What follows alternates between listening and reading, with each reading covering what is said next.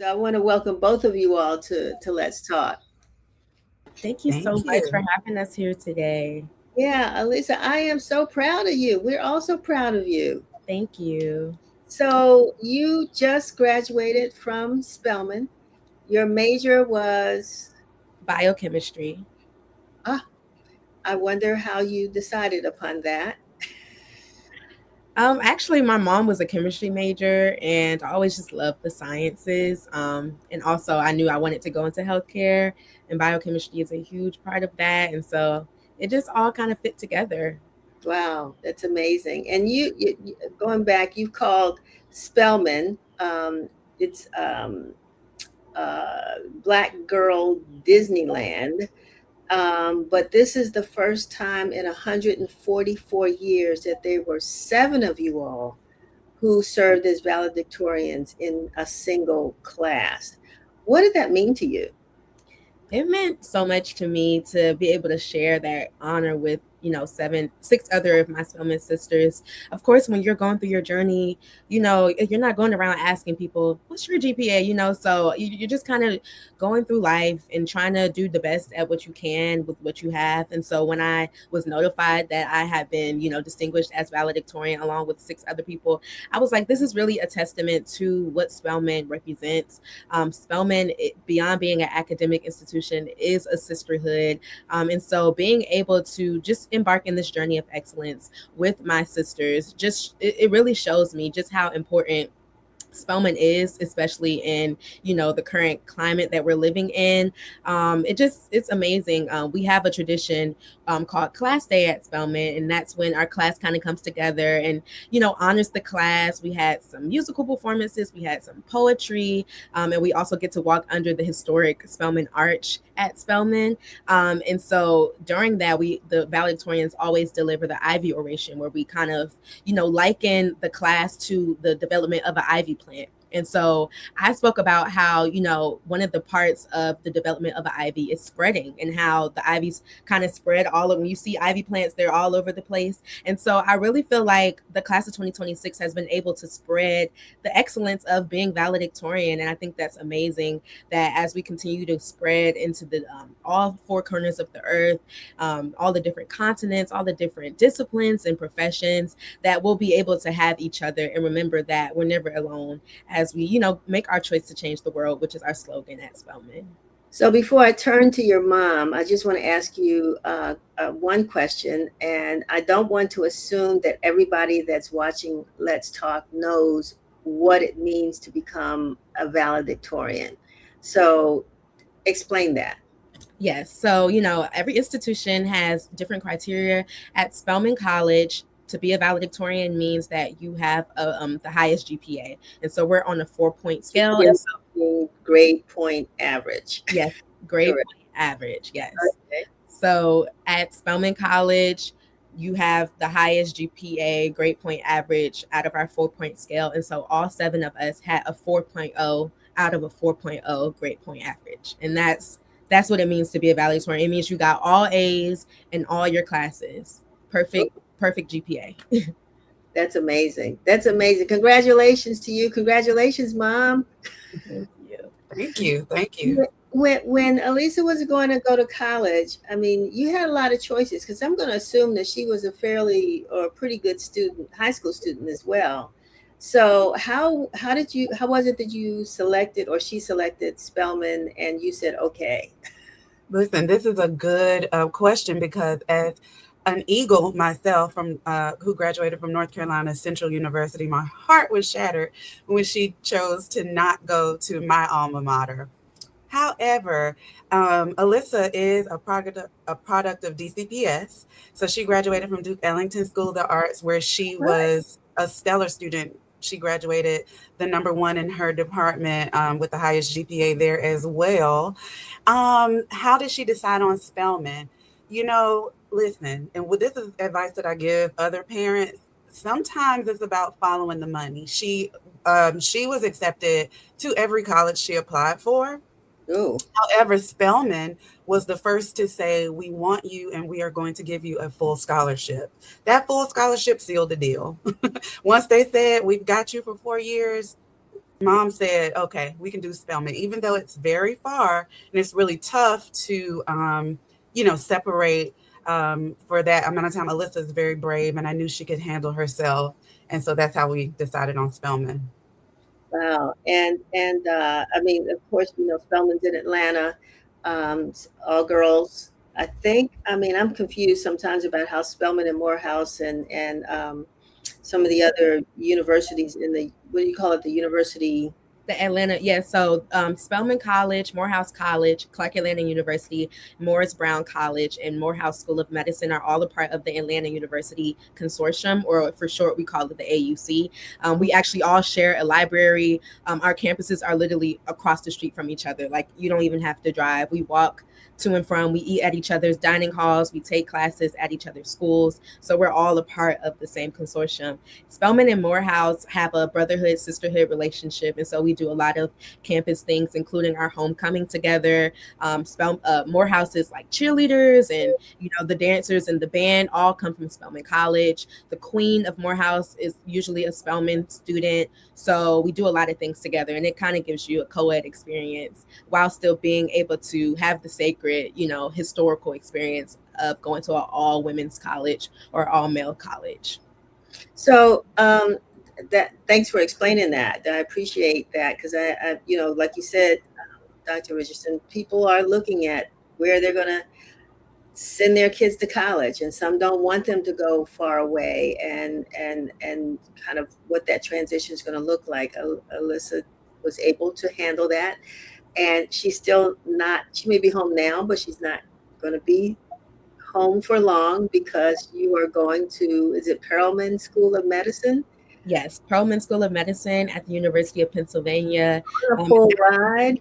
Yes, on the full ride. And it's amazing because this is actually the first medical college in the entire country. UPenn has the oldest hospital in the country as well. And it's an Ivy League institution. So there's an array of just, opportunities and resources. And to be able to go from the number one HBCU to the first medical school on a full ride, Ivy League institution, it really just shows that HBCUs are able to produce people who can go into their respective fields and be at the top of it and do well, even while being in a place where race and even gender in Spelman's case are not a factor, even when we're not dealing with that intersectionality. So I think it's amazing. So what's your goal? What do you want to do with all of this education? What do you want to do professionally?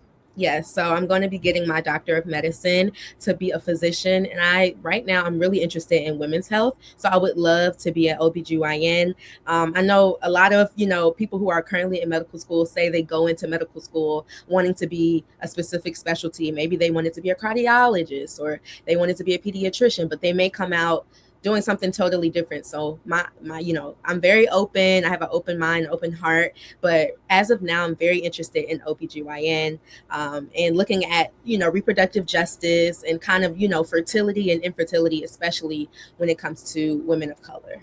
Wow, Dr. Richardson, you probably had your own path, and you probably shared a lot of that with Alyssa as well. I mean, here, you are in pharmacy, right? Yes, ma'am. And so, if you don't mind sharing a little bit about your path, which may have influenced her path. My daddy, I'm going to say this really quick, but my daddy used to say, doctors beget doctors, lawyers beget lawyers, blah, blah, blah. And I used to wonder, what does beget mean? But I understand it because I see it more. And so you begot another medical profession, but how did you become one?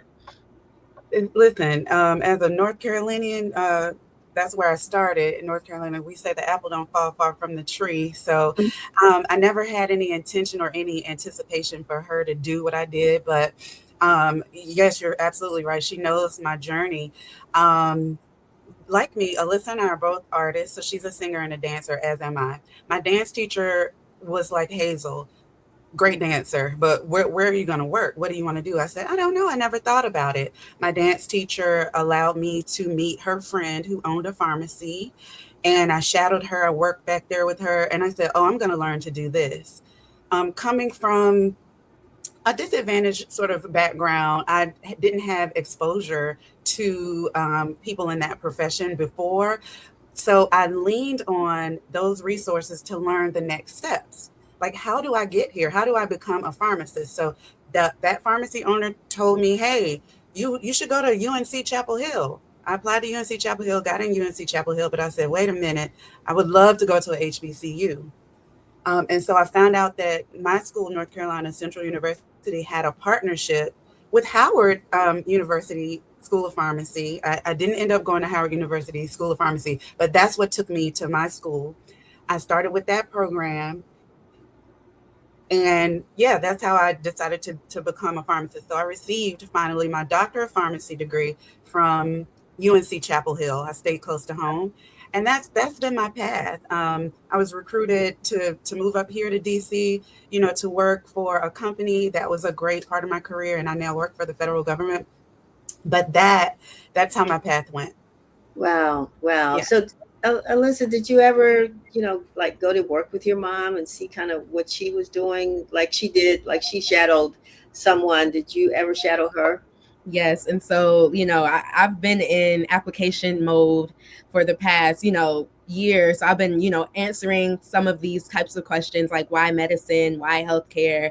And so, it always goes back to being a child and being able to see how interdisciplinary healthcare is, seeing nurse practitioners and pharmacists and physicians come together for the well-being of one person. And I always thought that was so amazing. Like, people are calling back and forth, people are faxing in this, they're trying to get in touch with the doctor. And it's so much going on, but so much intelligence and so much wisdom going into the well-being of someone. And so that is really what sparked my interest in medicine. And from there, I was just like, what approach do I want to take? Do I want to be a pharmacist? Do I want to be, a physician? Do I want to be a physician associate, a PA, maybe a nurse practitioner? And so I think being in DC, which is Chocolate City, and growing up having a bunch of Black, providers, from my pediatrician to my dentist to my orthodontist, Wow. I knew that the sky was not only the limit, but it was the view for me. And so I knew that it was never a question for my self-image what I could be. It was just like, what's your favorite thing? And so I chose medicine to be a physician.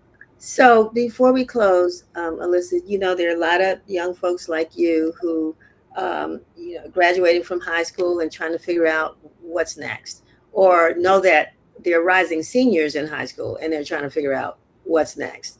What advice would you give, especially that high school student that's got to make a decision and still, where to go to school, if they should go to school, what should they major in? I'm sure you went through all that. So what advice would you give them? Yeah, so I would definitely tell them, and it kind of varies. I think the first thing is to figure out what your goal is. What is your mission? Is your mission to be socially mobile? Do you want to maybe, jump from one class to another?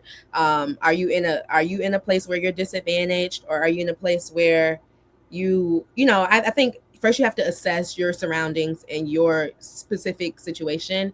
Then I think that it's important to know what you enjoy doing and how you can make a lifestyle out of it, and make sure that the lifestyle that you would like aligns with the career path that you want.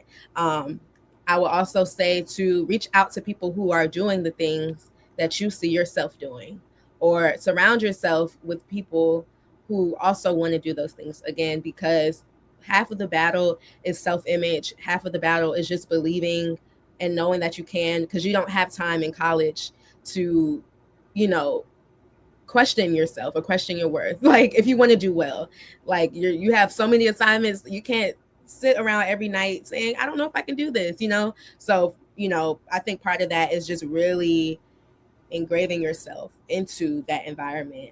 So yeah, I think assessing, like, what are your goals? What type of lifestyle do you want, and what do you enjoy doing? And also, what are you good at doing? What can you stand doing for a little bit to build a foundation, to build a nest egg, so that you can go and do what your passion is. Right. And you stand being an accountant for a few years so that you can go on and be a collect art later. Like what are you willing to do? So I think that's where I would tell people to do. And Mom, I'm coming to you last because there are a lot of parents that are, trying to figure out either I can't afford it, this person won't listen to me. I've never been to college. I don't know what to tell them to do. I don't have any advice for them. Or I've been to college and I want them to go here and they want to go there.